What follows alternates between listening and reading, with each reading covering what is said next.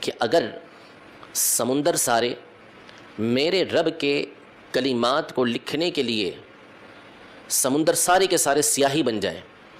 تو یہ سارے کے سارے سمندر ختم ہو جائیں گے، میرے رب کے کلمات ختم نہیں ہوں گے، اگرچہ کہ ہم اس کی مثل اور سمندر لے کر آ جائیں۔ تو اس آیت میں اللہ تبارک و تعالی نے یہ ارشاد فرمایا کہ سمندر سارے کے سارے اللہ تبارک و تعالیٰ کے کلمات کو لکھنے کے لیے سیاہی بن جائیں تو یہ سمندر تو ختم ہو سکتے ہیں، لیکن اللہ تبارک و تعالیٰ کے کلمات نہیں ختم ہو سکتے۔ ابھی کلمات ہیں کیا؟ اس سے کیا مراد ہے کلمات سے؟ تو شیخ محقق شیخ عبدالحق محدث دہلوی رحمۃ اللہ تعالی علیہ نے مدارج النبوہ میں یہ ارشاد فرمایا کہ بعض مفسرین نے یہاں پر کلمات رب سے مراد، اللہ تبارک و تعالیٰ کے کلمات سے مراد نبی کریم صلی اللہ تعالیٰ علیہ وسلم کے فضائل و کمالات مراد لیے ہیں۔ تو اب اس تفسیر کو سامنے رکھتے ہوئے اس آیت کا معنی یہ بنے گا کہ اگر سمندر سارے کے سارے یہ نبی کریم صلی اللہ تعالیٰ علیہ وسلم کے فضائل و کمالات کو لکھنے کے لیے سیاہی بن جائیں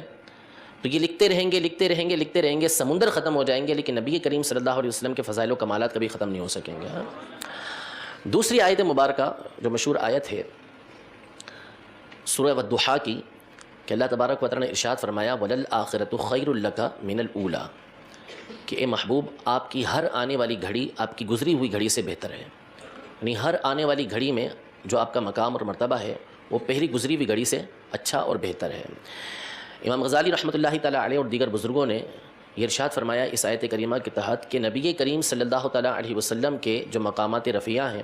بلند درجات ہیں، ان میں ہر لمحہ یہ اضافہ ہوتا رہتا ہے، ہر لمحہ اضافہ ہوتا رہتا ہے۔ یعنی یہ اس آیت کے ضمن کے اندر ارشاد فرمایا کہ جو پہلی والی گھڑی سے آنے والی گھڑی بہتر ہے۔ وہ کس طرح ہے کہ آنے والی گھڑی کے اندر ایک مقام اور بڑھ گیا اور مرتبہ بڑھ گیا، یعنی بندے نے سانس لیا، سانس لینے کے ساتھ ہی نبی کریم صلی اللہ علیہ وسلم کا مقام و مرتبہ بڑھ چکا ہوتا ہے۔ تو چونکہ اللہ تبارک و تعالیٰ کی بارگاہ میں مقامات کی کوئی حد نہیں ہے، جس طرح وہ لامحدود ہے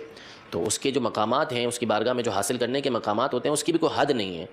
تو اس لیے نبی کریم صلی اللہ تعالیٰ علیہ وسلم کا مقام و مرتبہ جہاں ابھی سب سے زیادہ ہے تو وہ بڑھتا ہی رہتا ہے، بڑھتا ہی رہتا ہے۔ لہذا بندہ ایک فضیلت بیان کرے گا اور ابھی وہ فضیلت بیان کر کے فارغ نہیں ہوا ہوگا کہ اللہ تبارک و تعالیٰ مزید فضیلت نبی کریم صلی اللہ تعالیٰ علیہ وسلم کو عطا فرما چکا ہوگا۔ تو یوں حضور علیہ الصلوۃ والسلام کے جو فضائل ہیں، آپ کے جو کمالات ہیں، آپ کے جو مرتبے ہیں، ان کو بالکلیہ مکمل طور پہ بیان کرنا کسی انسان کے بس میں ہے ہی نہیں، کہ وہ بیان کر ہی نہیں سکتا مکمل طور پر۔ یہ ایک وجہ ہے حضور علیہ الصلوۃ والسلام کی سیرت طیبہ کے انسانی اعتبار سے غیر منتہی ہونے کے، لامتناہی ہونے کے، اس وجہ سے کہ آپ کے مقام و مرتبے بڑھتے ہی رہتے ہیں۔ ایک اور وجہ بھی علماء نے لکھی ہے جو آگے انشاءاللہ آ رہی ہے کہ حضور علیہ الصلوۃ والسلام کی جو سیرت طیبہ مسلسل بیان کی جاتی ہے، مسلسل آپ کی شان و فضیلت کے اندر کتابیں لکھی جاتی ہیں، ہر دور کے اندر، ہر زبان کے اندر آپ کی سیرت طیبہ لکھی گئی، تو اس کی ایک وجہ انشاءاللہ آگے سبق کے اندر آ رہی ہے۔ اب جب کمالات اور فضائل مقامات یہ ابتدا سے انتہا تک چلتے ہوئے آ رہے ہیں اور چلتے ہی رہیں گے، تو نبی کریم صلی اللہ تعالیٰ علیہ وسلم کی جو سیرت طیبہ ہے، اس کو بیان کرنے کا جو سلسلہ ہے یہ تو ازل سے، جب اللہ تبارک و تعالیٰ نے مخلوق کو پیدا فرمایا تو اس وقت انبیاء کرام علیہم السلام کی جو ارواح تھیں، ان کے سامنے سب سے پہلے نبی کریم صلی اللہ علیہ وسلم کے فضائل بیان فرمائے۔ ان کی ارواح سے اللہ تبارک و تعالیٰ نے یہ میثاق لیا، پختہ وعدہ لیا۔ مشہور آیت کریمہ ہے قرآن پاک کی سورہ آل عمران کے اندر کہ وَإِذْ أَخَذَ اللَّهُ مِيثَاقَ النَّبِيِّينَ لَمَا آتَيْتُكُم مِّن كِتَابٍ وَحِكْمَةٍ ثُمَّ جَاءَكُمْ رَسُولٌ مُصَدِّقٌ لِّمَا مَعَكُمْ لَتُؤْمِنُنَّ بِهِ وَلَتَنصُرُنَّهُ، یعنی اس وقت کو یاد کیجئے جب اللہ نے تمام نبیوں سے اس بات کا پختہ وعدہ لیا کہ میں تم کو کتاب و حکمت دینے والا ہوں، میں نے تمہیں کتاب و حکمت دی، پھر تمہارے پاس ایک رسول آئے، عظیم الشان رسول، کہ جو تمہاری باتوں کی تصدیق کرنے والا ہو تو تم ضرور ان پر ایمان لانا اور ان کی ضرور مدد کرنا۔ اس آیت کے تحت سیدنا عبداللہ بن عباس رضی اللہ تعالیٰ عنہما نے فرمایا کہ یہ بات تو طے ہے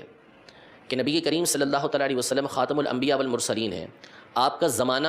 تمام انبیاء کرام علیہم السلام کے بعد ہے۔ تو اللہ تبارک و تعالیٰ نے تمام انبیاء سے اس بات کا جو وعدہ لیا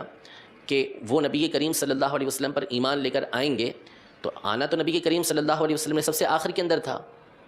تو اس کا ایک معنی یہ بیان کیا گیا ہے کہ ہر نبی یہ اپنی امت کو اس بات کی تبلیغ کرتا رہا،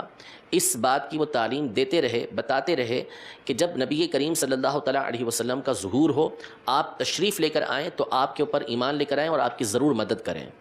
وہ فضائل و کمالات بیان کرتے تھے. تو اللہ تبارک و تعالیٰ نے جس طرح نبی کریم صلی اللہ علیہ وسلم کے فضائل و کمالات انبیاء کے سامنے بیان کیے، اسی طرح انبیاء کرام علیہ السلام نے نبی کریم صلی اللہ تعالیٰ علیہ وسلم کے فضائل و کمالات اپنی امتوں کے سامنے بیان فرمائے. تو یہ سلسلہ چلتا ہوا آ رہا ہے اور یہ قیامت تک چلتا ہی رہے گا. باقاعدہ جو سیرت لکھنے کی ابتدا ہوئی یا سیرت نبوی کو بیان کرنے کا جو سلسلہ ہوا جو ہمارے سامنے موجود ہے، وہ سلسلہ کب ہوا؟ اس کو جاننے سے پہلے سیرت کا معنی کیا ہے، سیرت کس کو کہتے ہیں، یہ ہم سمجھ لیں کہ سیرت ہے کیا چیز. تو سیرت کا جو لغت کے اندر معنی ہے، لغوی معنی اس کا، وہ ہے الطریقۃ والسنۃ حمیدۃ کانت او ذمیمۃ. یعنی سیرت کا مطلب یہ طریقہ کار اور راستہ ہے. راستے کو بھی سیرت بولتے ہیں، چلنے کو، اور جو کسی کا طریقہ کار ہوتا ہے اس کو بھی سیرت بولتے ہیں. اب چاہے یہ اچھا طریقہ ہو چاہے برا طریقہ ہو، یعنی اچھی سیرت ہے تو اس کو بھی سیرت ہی سے تعبیر کیا جائے گا، کسی کی بری سیرت ہے تو اس کو بھی سیرت ہی سے تعبیر کیا جائے گا، اس کو سیرت ہی بولا جائے گا. یہ ہے لغت کے اندر اس کا معنی. اور جو علماء کی اصطلاح کے اندر، اہل علم کی اصطلاح کے اندر جو سیرت کا معنی ہے وہ یہ ہے: معرفت جمیع احوالہ صلی اللہ تعالیٰ علیہ وسلم علی التفصیل منذ ولادتہ الی وفاتہ وما یتصل بذلک. معرفت جمیع احوالہ صلی اللہ تعالیٰ علیہ وسلم علی التفصیل منذ ولادتہ الی وفاتہ وما یتصل بذلک. یعنی نبی کریم صلی اللہ تعالیٰ علیہ وسلم کے تمام احوال، تمام حالات کو جب سے آپ کی ولادت ہوئی اس وقت سے لے کر آپ نے وصال ظاہری فرمایا اس وقت تک جتنا بھی آپ کے احوال بیان کیے گئے ہیں ان کو جاننے کا نام سیرت ہے. یہ جو نبی کریم صلی اللہ تعالیٰ علیہ وسلم کے حالات زندگی ہیں، کسی بھی طرح کے حالات زندگی ہوں، ان کو تفصیل کے ساتھ جاننا، اس کو اصطلاح کے اندر جو ہے وہ سیرت کہا جاتا ہے. اس میں پھر حضور علیہ السلام کا نسب شریف، آپ علیہ السلام کی قوم جو ہے، قبیلہ آپ کا، اسلام سے پہلے آپ کی قوم کی حالت، آپ علیہ السلام کی ولادت کے واقعات، آپ علیہ السلام کا اعلان نبوت فرمانا، آپ علیہ السلام کا غزوات کے اندر شریک ہونا، مختلف انداز میں دعوت دین دینا، یہ ساری کی ساری باتیں کیا ہیں؟ یہ سیرت طیبہ کے اندر شامل ہو جاتی ہیں. اور بہت ساری باتیں جو اسی طرح کی ہوں گی جس کا تعلق نبی کریم صلی اللہ تعالیٰ علیہ وسلم کی زندگی مبارک سے ہوگا تو اس کو سیرت کہا جاتا ہے. اس کے جاننے کا نام یہ سیرت طیبہ ہے. تو اس لحاظ سے جو سیرت کی ابتدا ہوئی ہے کہ نبی کریم صلی اللہ تعالیٰ علیہ وسلم کے ان تمام حالات کو جاننا، ولادت سے لے کے اللہ تبارک و تعالیٰ کی بارگاہ میں وصال ظاہری فرما کر پہنچ جانا، اس تک کے تمام معاملات کو جاننے کی جو باقاعدہ ابتدا ہوئی، تو زبانی ابتدا تو یہ نبی کریم صلی اللہ علیہ وسلم کے دور میں ہی شروع ہو چکی تھی. صحابہ کرام علیہم رضوان مختلف مقامات پر جاتے یا آپس میں بیٹھتے تو حضور علیہ السلام کے حوالے سے گفتگو کیا کرتے تھے، آپ کے فضائل و کمالات بیان کرتے تھے، اپنی پرانی حالت بیان کرتے، اور پھر نبی کریم صلی اللہ علیہ وسلم کی وجہ سے اللہ تبارک و تعالیٰ نے جو صحابہ کرام علیہم رضوان پہ احسان کیا اس کا تذکرہ کیا کرتے تھے. یوں سلسلہ تو یہ باقاعدہ شروع ہو چکا تھا. لیکن سیرت کی کتب کے اندر یہ بات موجود ہے کہ باقاعدہ نبی کریم صلی اللہ تعالیٰ علیہ وسلم کی جو سیرت لکھوانے کا سلسلہ شروع ہوا وہ ہوا حضرت سیدنا امیر معاویہ رضی اللہ تعالیٰ عنہ کے دور خلافت میں. کہ آپ کے دور خلافت کے اندر سیدنا عبداللہ بن عباس رضی اللہ تعالیٰ عنہما، سیدنا عبداللہ بن عمر بن العاص رضی اللہ تعالیٰ عنہما، حضرت سیدنا برا بن عازب رضی اللہ تعالیٰ عنہ، یہ حضرات تھے کہ جو باقاعدہ اپنے شاگردوں کو نبی کریم صلی اللہ تعالیٰ علیہ وسلم کی سیرت طیبہ کا املا کرواتے تھے، ان کو بتاتے تھے اور وہ لکھتے جاتے تھے ان کے شاگرد. یہ نہیں، یہ زبانی بتایا کرتے تھے اور ان کے شاگرد اس کو نوٹ کرتے چلے جاتے تھے. یعنی مختلف کتابوں کے مختلف کاغذوں کے اندر، یا جو اس زمانے میں لکھنے کے انداز تھے پتوں پر، ہڈیوں پر،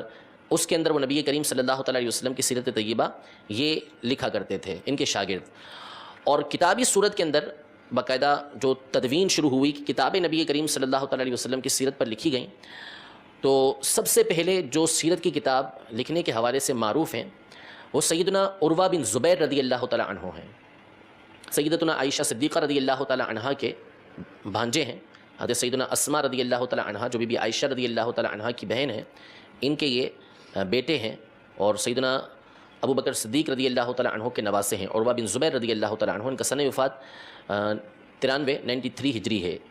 انہوں نے سب سے پہلے باقاعدہ نبی کریم صلی اللہ تعالیٰ علیہ وسلم کی سیرت کے ایک پہلو کے اوپر، یعنی مغازی رسول اللہ صلی اللہ تعالیٰ علیہ وسلم کے نام سے انہوں نے کتاب تحریر فرمائی. پھر اس کے بعد ابان بن عثمان بن عفان رضی اللہ تعالیٰ عنہ، انہوں نے نبی کریم صلی اللہ تعالیٰ علیہ وسلم کی سیرت پر کتاب لکھی ہے سیرت والمغازی کے نام سے۔ پھر اس کے بعد مختلف علماء جو ہیں وہ نبی کریم صلی اللہ تعالیٰ علیہ وسلم کی سیرت پر کتابیں لکھتے رہے، اور اس میں جو سب سے زیادہ مشہور ہوئے کتاب لکھنے کے حوالے سے سیرت کے اوپر وہ ہیں محمد بن اسحاق۔ محمد بن اسحاق امام زہری کے شاگرد ہیں، صاحب المغازی کے نام سے یہ مشہور ہیں۔ تو انہوں نے کتاب لکھی، اور ان کی کتاب جو ہے یہ مغازی ابن اسحاق کے نام سے مطبوع بھی ہے، چھپی ہوئی بھی ہے۔ پھر ان کی کتاب کی تہذیب جو ہے وہ ابن ہشام رحمہ اللہ نے کی، جو سیرت ابن ہشام کے نام سے مشہور و معروف کتاب ہے۔